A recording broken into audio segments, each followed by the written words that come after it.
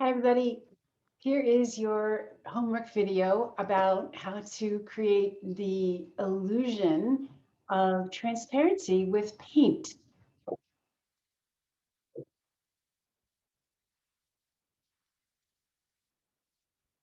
So, started here. Um, we're going to begin by making an outer edge on our piece of paper. And we've done this now. This is the second time we're doing this so that you can really get a sense of the edges and really see the negative space that your drawing is creating. And to begin with, you're just going to do some simple designs, very, very simple, where you just cross over into, these two separate designs, this one shape and another shape, and where they cross over. And then when you do that, I think it's helpful to, if you want to do this, to label your color. So we have 2 4s because that's our background color. So, it's that same color is on the bottom and on the top. So we have one color, a second color, put together they make a third color, and then we have a fourth color in the background. So in terms of choosing your color, you really are wide open. I don't have any particular um, specifications for that.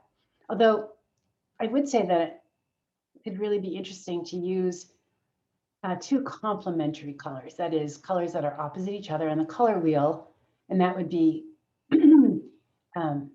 blue and orange, the way these colors are here, red and green, or purple and violet. So when you use those colors and you mix them together, you get some really beautiful neutral colors. And as I mentioned before, when you make these colors to use, do add a little bit of white to them, to varying, or add a lot of white to them.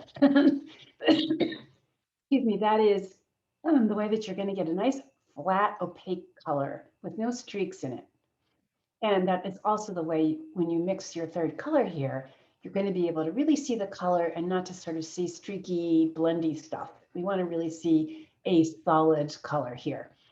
And this is how we learn how to work with colors, by mixing these really nice flat colors and seeing, how they react with each other. So here's our second color.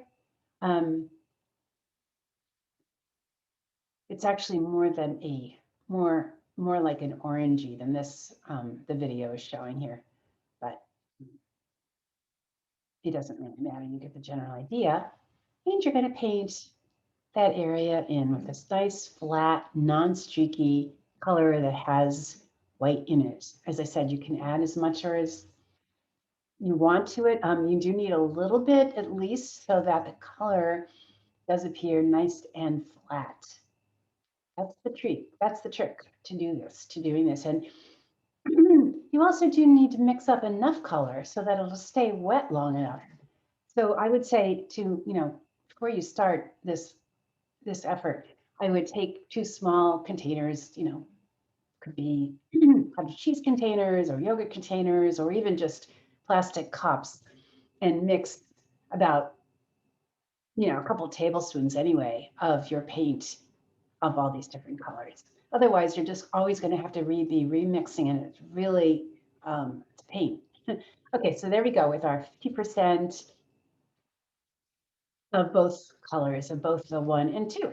So the 1 and 2 together create this wonderful sort of greeny, um, neutral sort of a color, gray, a gray neutral, a gray green maybe is what you might want to call it.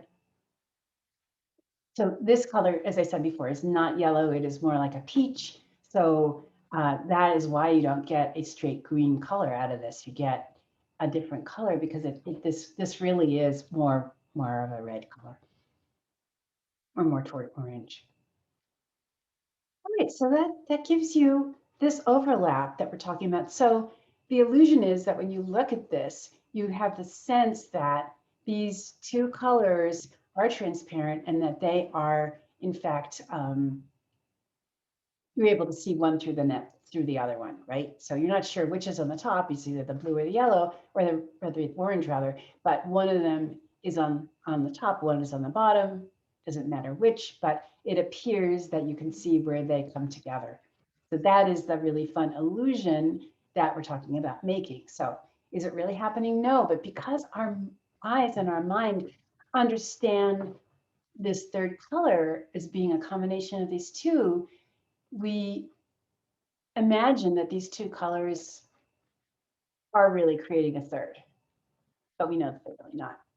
So that's just one of the wonderful tricks that you can do with art making, tricks to that we're playing with our perception. And here I'm adding yellow as my fourth color.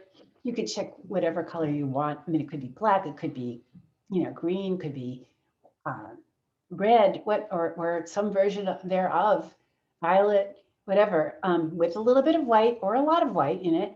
And, again, you will get a nice, lovely, flat, non-streaky, non-watercolor look with your acrylics. So again, I say, start with, a little plastic container and mix. You can start with putting like a tablespoon of white in there and then adding your color to it. And if you need more color, just add more color. But that tablespoon of white should do you really well in terms of giving you that opacity that you want and enough paint that should take you to be able to finish this piece. So there you go. I'm just going to quickly finish up here. And what I'm showing you here is that you can, if you want to, and you sort of feel like you've got this and you want to play with it a little bit more, add another line, add another. So, now what we're doing is we're pretending that this yellow is overlapping into the orange. And where that overlap happens ends up being a mixture of both this yellow and this sort of coral color. And why I'm stopping here is I realized that that color that I had mixed was not quite right. So I'm just adding a little bit more and making it a little bit, yeah, I had a little, not enough yellow in it. So this is better. And the illusion is a little bit more obvious when you get those colors to where they should be. And how do you know? You should be able to tell. Put your work away from you, walk away a couple of yards away and look at your work. And if you have the illusion that they're crossing over, then you're doing the right thing. You're doing the right thing. So have fun with this playful way of using color.